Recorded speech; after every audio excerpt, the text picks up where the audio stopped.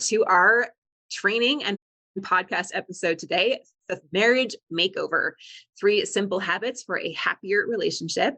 I'm Heather Choate with Marc Johnston. How's it going, Marc? It's going well. How are you doing, Heather? Doing really good. Had a fun day at the duck pond with my kiddos because it's finally warm enough. Oh, really? It's been miserable in Colorado. Here it's gotten like super cold. I actually built a fire this morning in our fireplace. There's a big storm up there. Yeah. So we are excited to share this with you. Our podcast here is The Thriving Marriage. We're on episode 155, and we have helped tens of thousands of couples now with this proven method. What I'm really excited about, Marc, is that we talk about the thriving marriage, and more often than not, we're talking about how to stop a divorce, right? So today we get to go a little more into how to have that thriving marriage and a happier relationship, no matter where you are at in your relationship. So before we get to that, though, we're going to share a client win of the week. This one comes with permission from Farron. I'm going to share this one. He says, my wife and 2 daughters, sat in front of my house for about 45 minutes, having a great time, telling stories and tons of laughter. When they left, I came inside thanking our Father for his hand in this. I'm seeing the woman I married. Farron shared his story with us on our podcast a couple years ago, actually. And his wife was like dead set on divorce, would not talk to him, was not willing to work on things with him. And so to have these really, wow, I don't know what that sound was. Okay. This is live. So I don't know what technology is beeping at me, but it's just beautiful to see examples like this and clients that we've worked with that went from on the verge of divorce to truly creating a relationship where they both really love it. Yeah, I remember working with Farron. It's like it's such a unique name. I was like, oh, I remember that guy. And it's like, I know when we left off, things were heading in a generally good direction. It's not everything was 100% settled yet, but so I'm just glad that the trajectory kept going. And so I'm good to hear that he's still active in our community and sharing some wins. I was really pleased to see this. I didn't even register the name when I was going over the notes earlier. So yeah. So if you guys would like to hear his episode of how he turned his marriage around earlier on in the process, just leave a comment, say marriage turnaround, and I'll send you the link to that podcast episode so you don't miss it. You can also see it right here on our YouTube channel as well. So if you're watching us live, let us know that you can see and hear us okay. We are streaming to like 5 different platforms all at the same time. So I want to make sure that everything is coming in loud and clear for you guys. And let me know where you're at in your relationship. Do you feel like things have been good, but maybe not great? Do you feel like you're stuck in friend mode? Or are you like most of our audience where things are pretty dire? Your spouse is pulling away, having an affair, wanting a divorce, on the verge of collapse. Okay. Let us know where you're at with that. And then I want you guys to answer this question as well and put your answer in the comments about what habits do you think support a happy relationship? And how can you create those now, no matter where you might be in your relationship? We also asked this to our Facebook group, and we got a good variety of responses here. Marc, what were some of the commonalities that you saw? I'm seeing, now I wrote my own comments on this because that's the topic of today is like habits for a healthy, happy marriage. I'm seeing some similar ideas, but I see some themes of open communication as a big one. I'm seeing several comments on that. Other ones talking about like really making the marriage a priority, or essentially like, that's another way of saying, when they're saying set a date night every week, it's another way of saying that. But yeah, certainly some themes around like making the marriage a priority and communication are big ones. Absolutely. And I think you guys are nailing that with this. The habits that Marc and I are going to share with you guys, we have won them over years and years and years of our own relationships, having their ups and downs. I've been married 17 years, Marc. I know you've been married a little longer. And so we found these to be true, not only in our own marriages to help them be healthy and strong and functional, but also in the tens of thousands of couples that we've now helped not only save their marriage from divorce, but to create a relationship they actually like. a relationship that they want to be in long term that feels fulfilling. It's not free of challenges. And that's one of the habits we're going to talk about. So make sure you don't miss habit 3 at the end here, because it's really, really important. Challenges and differences and arguments are still going to happen. It's really what you do about them. One thing I really love in general about habits is that they do define us. Like, we are creatures of habits. It's just kind of how our brains are wired, and we're programmed to try to take the path of least resistance. And there are certain studies that show that like 90% of the things we do are the exact same things that we did the day before. And that most of what we're doing is just kind of on autopilot. So if you feel like you're not getting great results in your marriage, in your life, you might want to look at some of your habits that are creating those results for you, because those habits are like the building blocks that create your experience. And when you start to change some of your habits or improve some of your habits, you start to get some very better results. So let's dive right in. Marc, the first habit for a happier relationship. Oh, we lost your audio. I'm not sure what happened. Oh, yeah, no, I'm sorry. I had a technical issue there. I had to mute myself because I was trying to look at the comments and the audio was playing from our broadcast. Anyways, the first habit is protect your marriage from other good things in your life. Like I said before, like this is making your relationship a priority. And I worded it like this on purpose because I don't think anyone ever sets out to say, you know what, my marriage isn't that important. Or I don't want my relationship to be a priority. That's not what anyone says. It's more often that there are so many good things in life that might be a bit more of a squeaky wheel, as in it's calling our attention a bit more. And so more and more our focus starts to go in other directions. I'm thinking a lot, especially earlier on in relationships, the big, like, Heather, I think everyone's aware of like these big things that tend to take our focus. These are things like focusing on the career and making money. These are things like our children needing attention. Sometimes we want to get some better education. We need time for ourselves or time for friends. I know in my family, like, we're even having some stuff like that popping up. Like, as my older kids are starting to become teenagers, I kept thinking, oh, they'll be able to take care of themselves more. And I'm learning more and more that just the attention is different.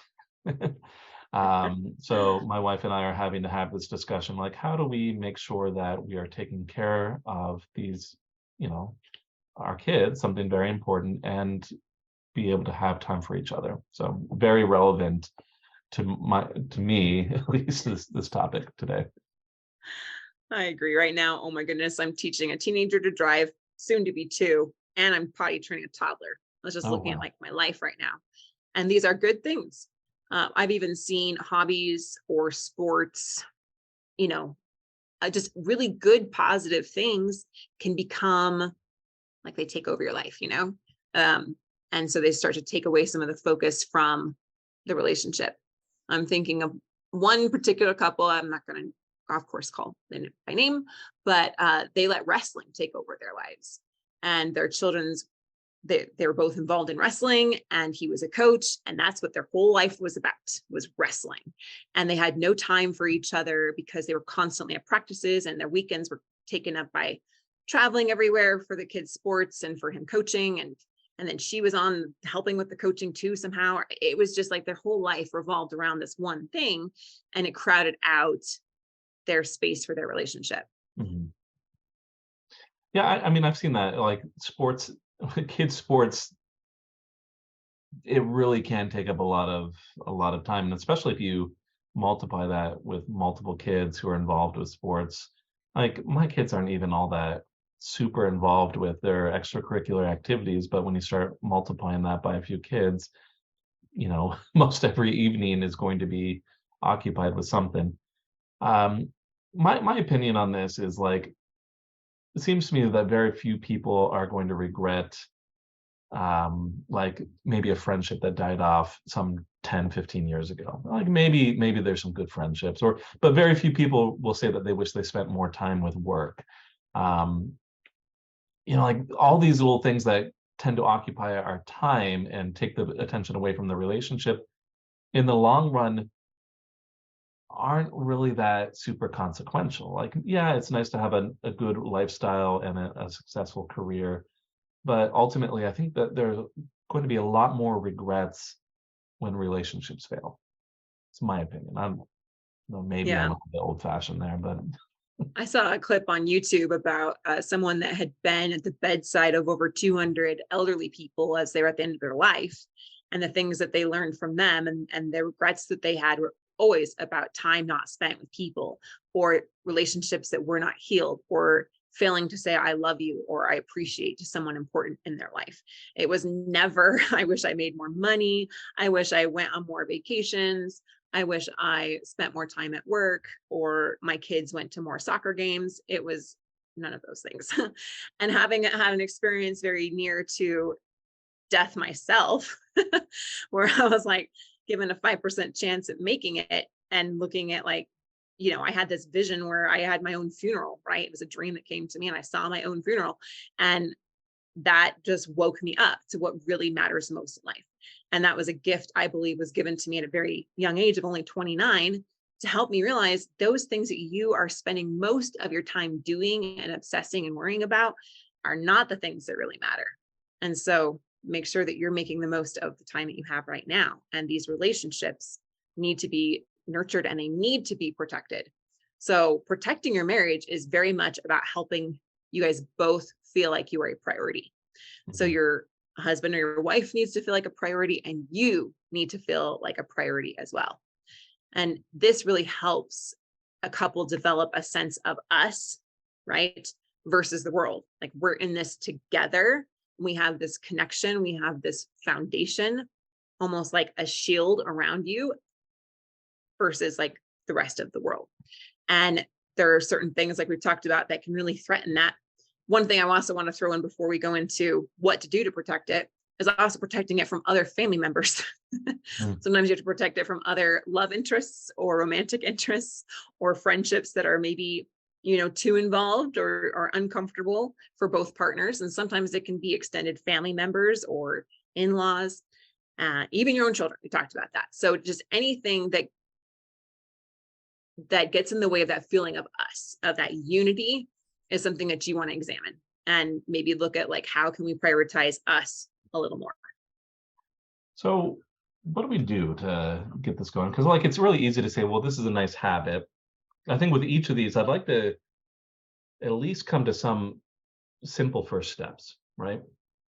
I know for my wife and I, where we really started to make this more of a thing in our relationship is we started basically we said to each other, okay, after a certain like time each night, we're no longer parents. Like we're going to have a very hard line, and we're not going to deal with kid issues after this time. Now, I'll have to admit, like that was some years ago, and as our kids have gotten a little bit older, my wife and I probably need to revisit this because the kids are staying up a little bit later, and it's a little bit more difficult.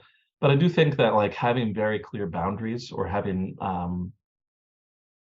like almost harsh, and maybe harsh is the wrong word, but very firm boundaries around the time that you have together is very important. This might mean date nights. It might mean specific time that you have each other just on a regular daily basis, which I think is a good idea. But whatever you need to do to create like these walls around the time that you and your spouse have together is, I think, a really good first step. I agree. And so I'm just going to ask you guys to leave a comment here of how much do you feel like you are giving time and energy to your relationship each day, each week? How much time do you feel like your spouse is? How much time do you feel like you are? Do you feel like a priority to your spouse? Do you think that your spouse feels like a priority to you? And Marc, I had to laugh because I remember several years ago, you said it on this podcast about I'm no longer your parent after 8 p.m. And that stood out to me so much because it was so clear in a kind way, like I'm here for emergencies, but we need our time, you know? And that really stood out to me, of a powerful example that we can actually give to our children about the importance of this relationship. Yes, they're important, but kids can be little energy vampires and just suck the life out of us if we let them. But tangent here, but studies have also shown that kids feel more secure with boundaries than without boundaries. So they Mhm. might kick and scream initially, especially if they're not used to boundaries, but it's really healthier for them and it's healthier for the entire family. And so, yes, we need to protect our relationship from our own children at times. And one of my mentors told me that, just take 15 minutes a day to put down all distractions and have a really deep, meaningful connection. What I noticed Ben and I were doing, kind of our habit, was that we would say, like, put the kids to bed and then we'd go watch a show. And that was fine. It was like fine to decompress, but I felt like we weren't really like getting, I don't know, I just felt a lack of connection. And so, yes, we still will watch a show once in a while, but that 15 minutes of putting down the phones, so neither of us are checking email or Facebook or text messages or whatever, we're actually looking each other in the eye, because eye contact is what builds a lot of trust and connection and intimacy. And like really listening to each other is so much better than even if you have hours spent just doing kind of a, meaningless distraction together. So that 15 minutes a day is really important to me. Now my husband is gone traveling 18 days out of the month, but we still make an effort to have that 15-minute of a conversation on FaceTime if we can, so we can have that eye contact and making sure we really connect and check in with each other. And that helps us be able to understand what's going on with the other person, get to know the other person, identify if there's any needs or things that we can do to support each other, to show some appreciation, to laugh about something funny. I mean, we're always laughing. The kids always do like the most hilarious things. And my husband's a prankster. Even at 40,000 feet in the air, he's still pranking people. So it's just really joyful to be able to have that time. And it feels secure to me to know that I am a priority to him and that he's a priority to me, and that we do make that time sacred. And then we also prioritize the regular date night as well.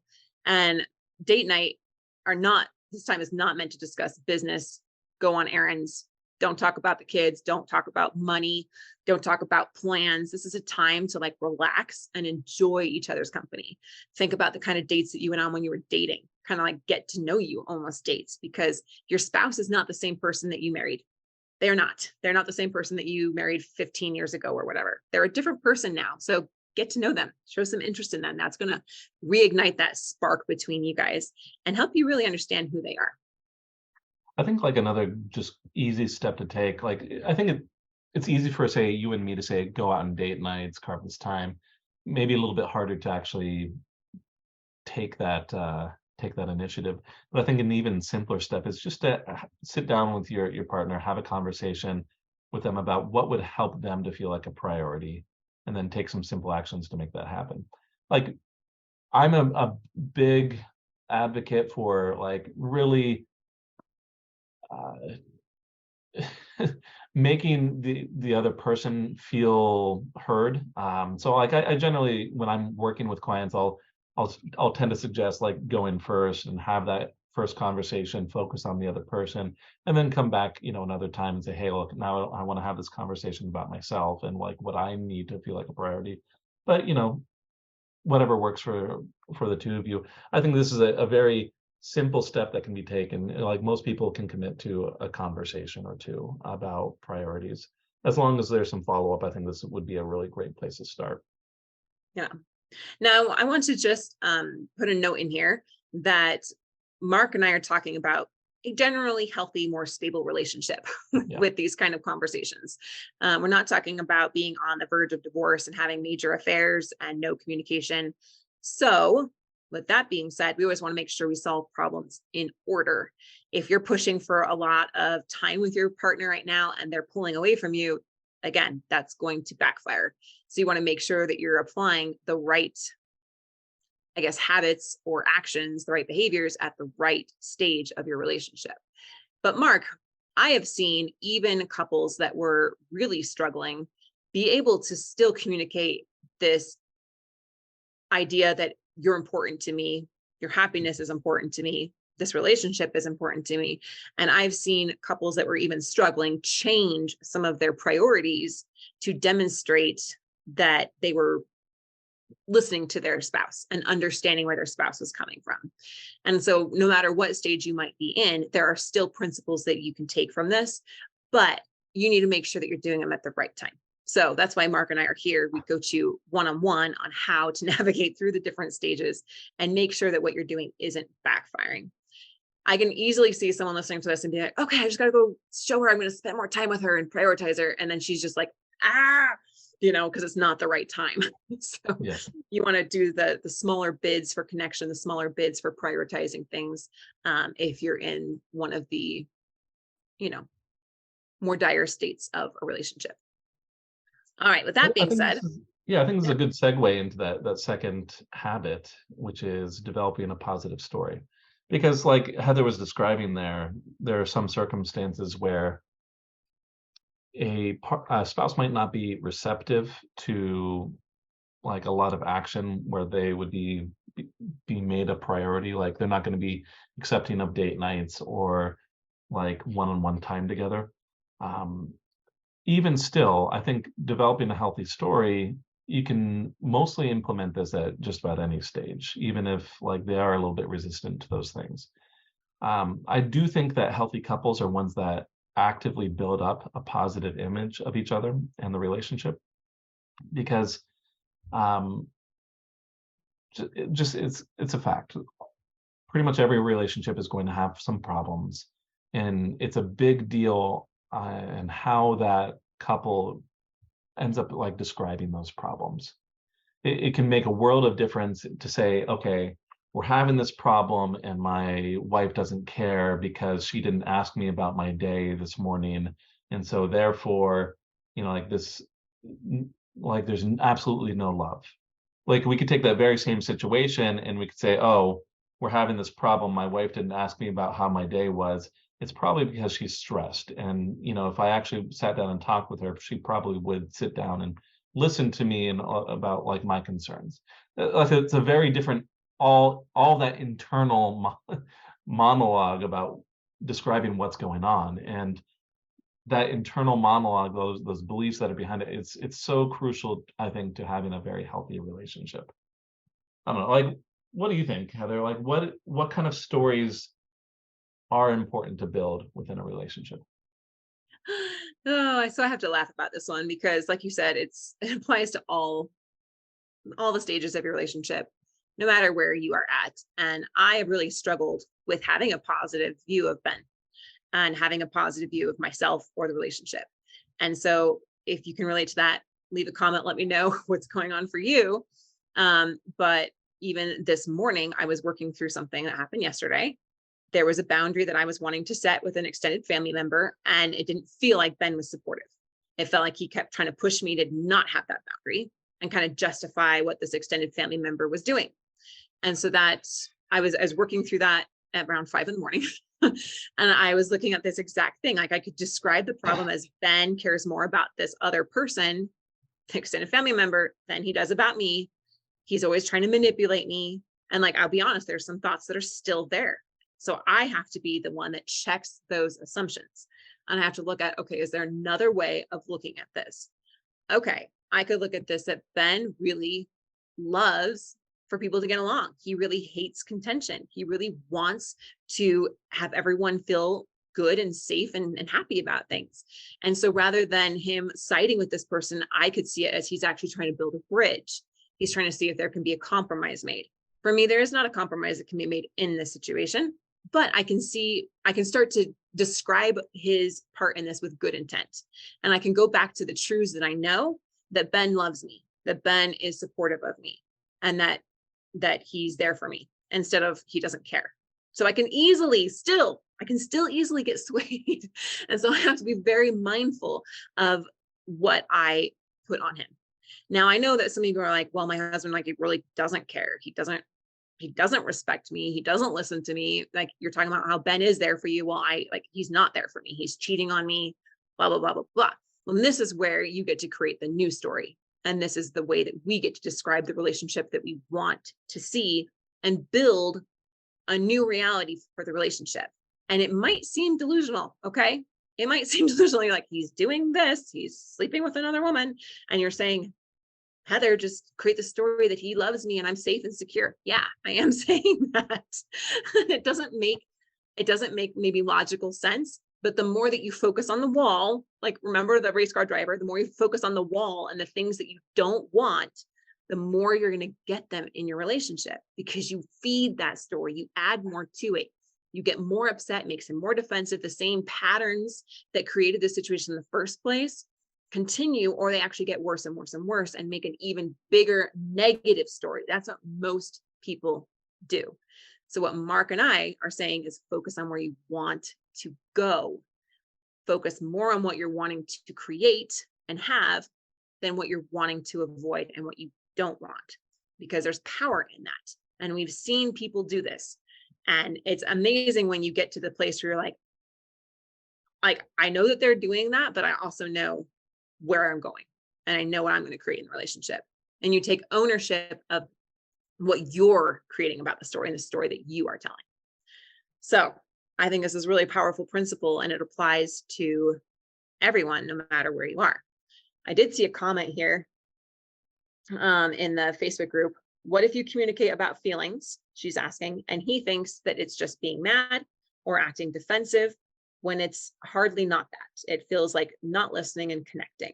And so now this is where we get to see, like, your husband has a story about you, that when you share your feelings, you're mad and he gets defensive about it.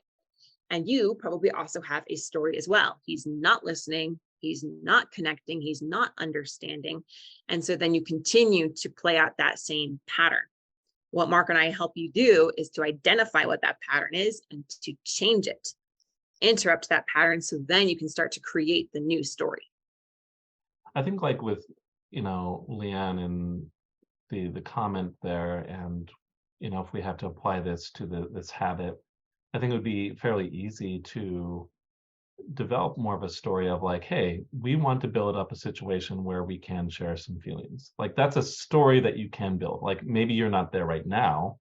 And like, my approach to this is like, I don't want to have the story that's being built like this. You're using the word delusional. I actually try to steer away from things that are like inherently just untrue. Yeah. But there's a lot of wiggle room in there. And there's a lot of wiggle room in how you interpret things. So like for Leanne, it would be about like, okay, we want to build up better communication.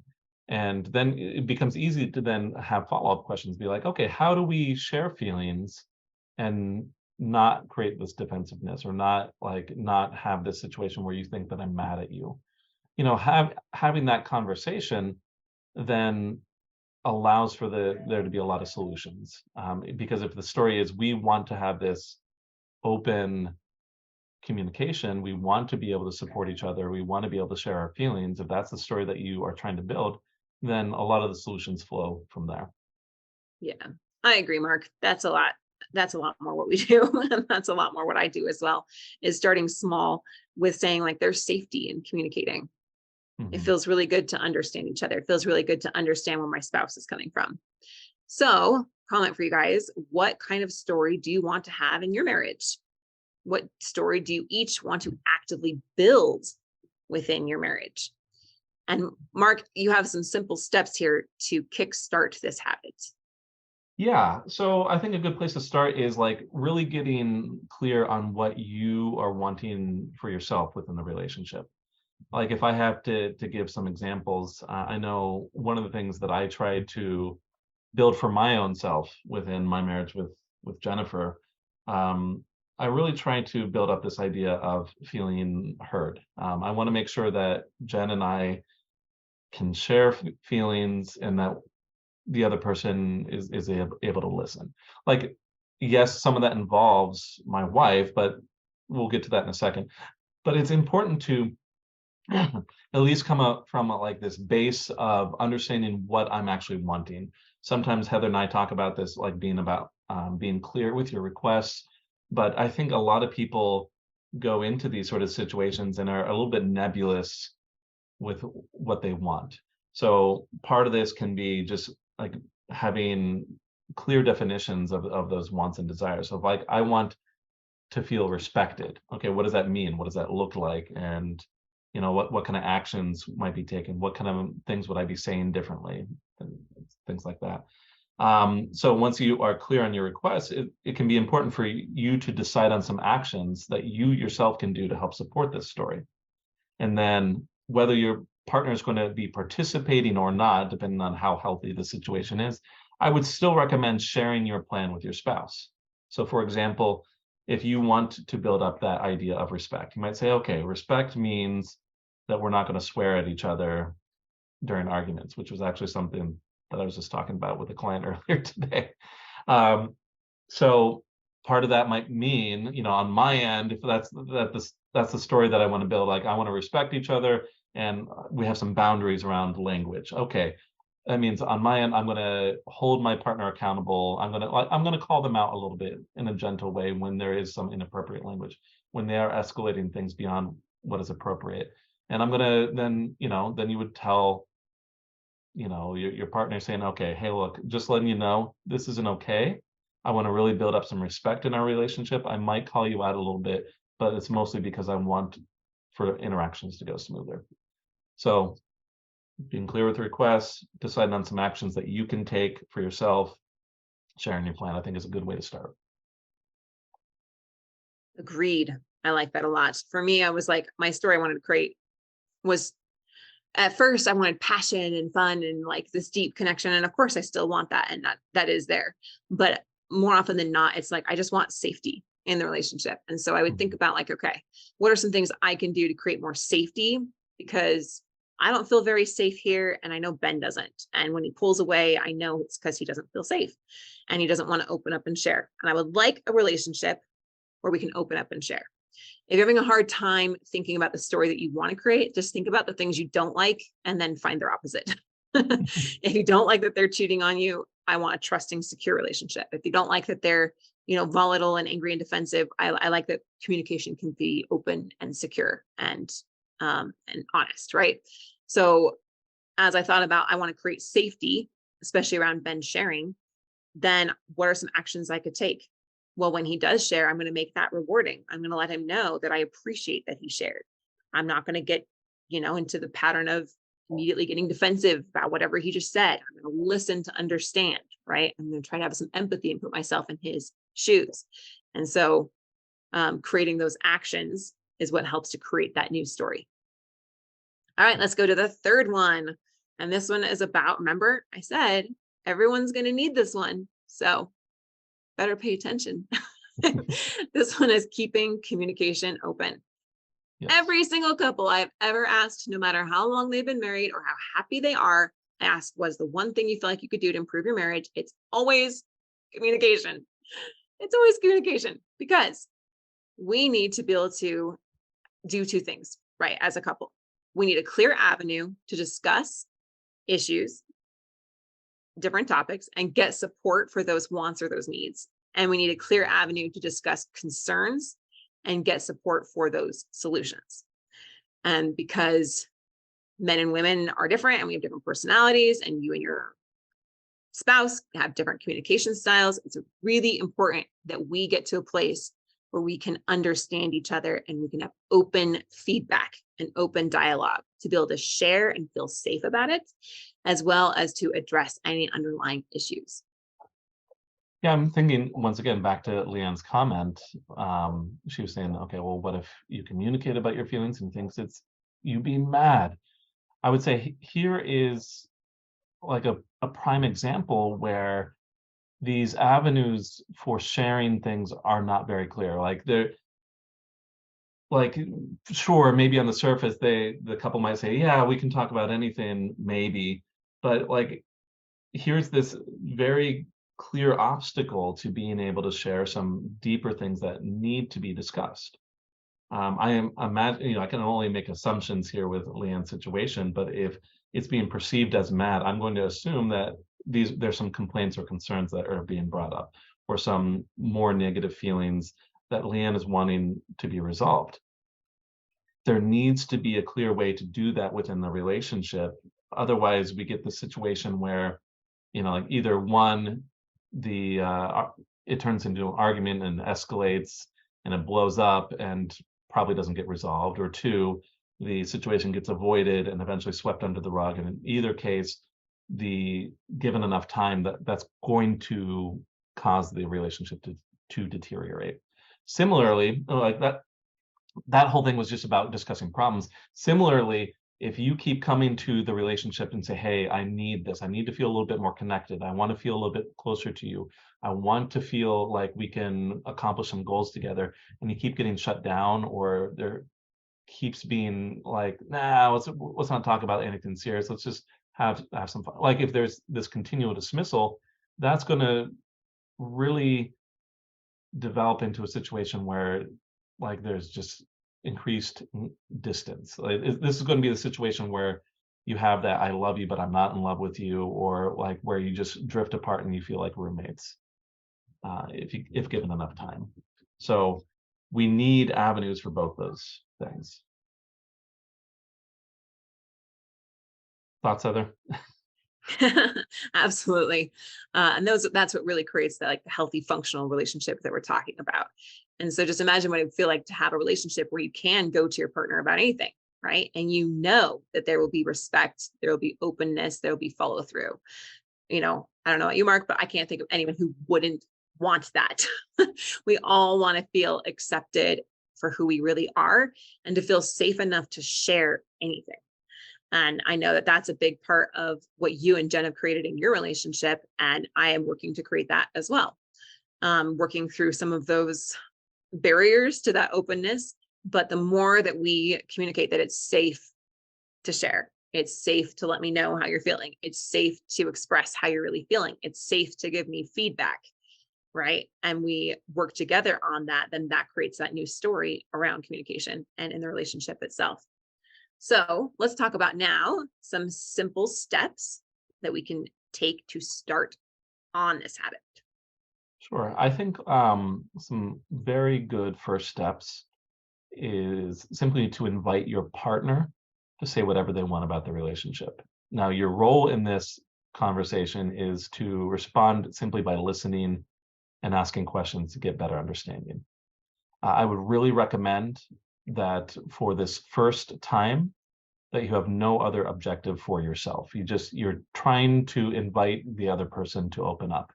So be curious about like some of their wants and needs, be curious about some of their concerns, and just ask questions. Why I'm suggesting that you give a lot more focus on your partner rather than like trying to balance that out, at least this time, is because I'm assuming that if this is a difficult situation for you, that if you're needing to build this habit up, then something is preventing the two of you from having this communication flow. And I would say, if you're in the spot where you're researching how to make your relationship better, I'm going to assume that you're probably in a little bit better position for me to ask you to go first and to take some action that might be a little bit uncomfortable. I always find that it's a little bit easier to balance it out or ask for some things in return when you've offered it first.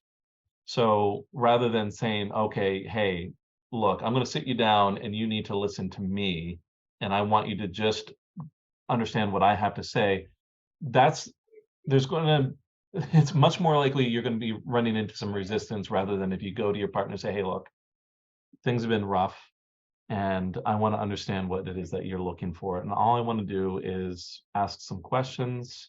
I don't need this to be about me this time. I can guarantee you that unless things are really, really bad in terms of communication, that your partner is much more likely to open up with a invitation like that. Right. And that goes to our path method, which is all about like getting perspective.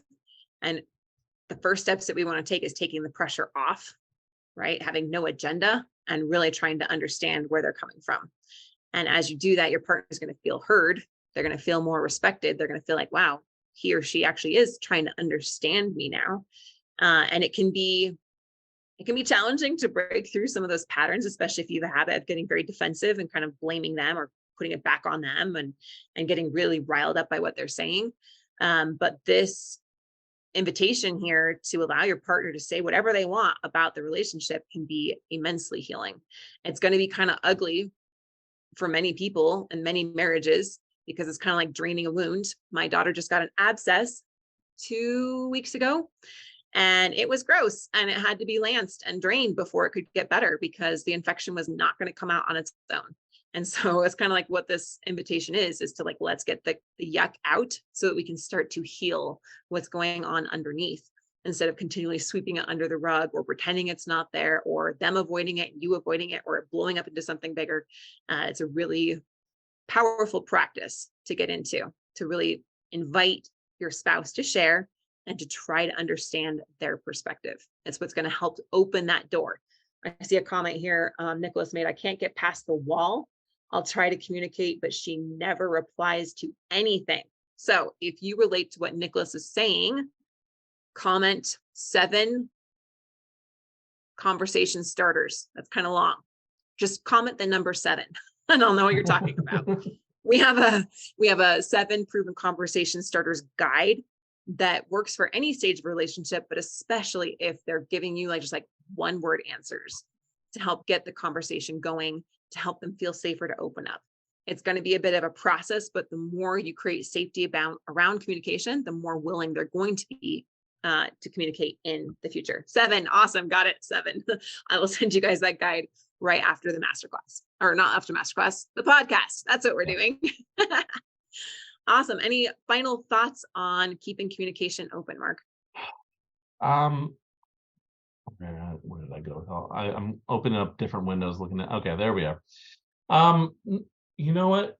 I think we've gone over this as much as we can today. But all I want to say is, with each of these, one of my purposes in talking about some of this, with each habit, we were talking a little bit about where can you start, and that's the final thought I want to leave you all with is, no matter where you are at with your problems, with your relationship, even if things are going really well, no matter where you're at in the spectrum, there's always like a next step that you can work towards to make things better.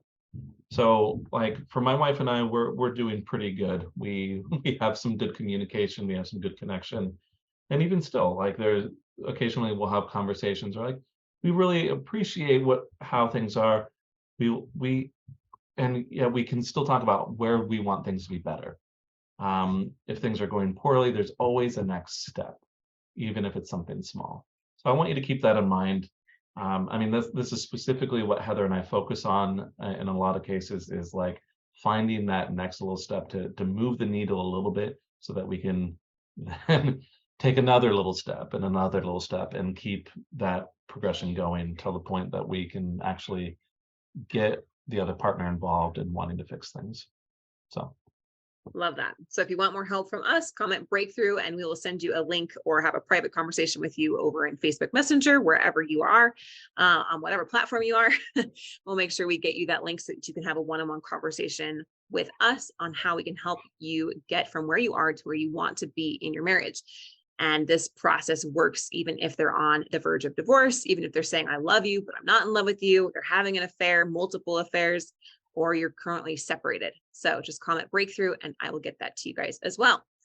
All right. Lastly is our marriage mythbuster, which is happy couples never argue or disagree. I've also heard a different reiteration of this one. It's kind of like, if we're arguing or disagreeing, then something's broken and wrong and our marriage is like over. So Marc, what is your take on this myth? So I can see where this comes from. Like no one really wants a relationship where there's a lot of arguments. Even further, my observation is that early on in relationships, it actually is pretty normal for a couple to almost never have disagreements or arguments. I don't know about you, Heather, but like when I was first married, that first year or so, I don't think Jen and I really fought a whole lot. We had plenty of time to focus on each other. We had we didn't have as many responsibilities. We didn't have any kids. Things were pretty good. But and I think I'm not going to say that's 100% like all couples, but I do think that like this is a little bit where that myth comes from, is because there tends to be this period where there is a lot less or very little or perhaps even no arguments at all. And I think a lot of that is what helps us to like really build that relationship up, and why we can create that deeper relationship is because there's almost all good on that early stage. But over And time, in that early stage, I'm just going to point out, they're usually doing all three of those habits we just talked about. They're yes, prioritizing each other. There's a high amount of attention on each other. They have a positive view of each other, a positive view of the relationship, and they have open communication. So again, yep. reiterating the power of those three habits. Yes. I mean, there's a lot of reasons why that's the case. I could go into that at length. You know, it has a lot to do with, you know, it's harder to have arguments when there's not as much depth to the relationship. Beyond that, what I call a reward cycle. There's a very quick reward cycle of like, I'm going to share something and I'm rewarded by it. I'm going to go a little bit deeper. I'm rewarded by it. Like that tends to be a quicker cycle in the early stages. But anyways, not the point here. Over time, it's inevitable that couples will find reasons to disagree. And this is not like a problem. This is just what happens. It's really hard to have a big blowout argument about the dishes if we don't live together. Like, what is there to argue about? Or it's hard to have an argument about how you're raising your kids when you don't have kids.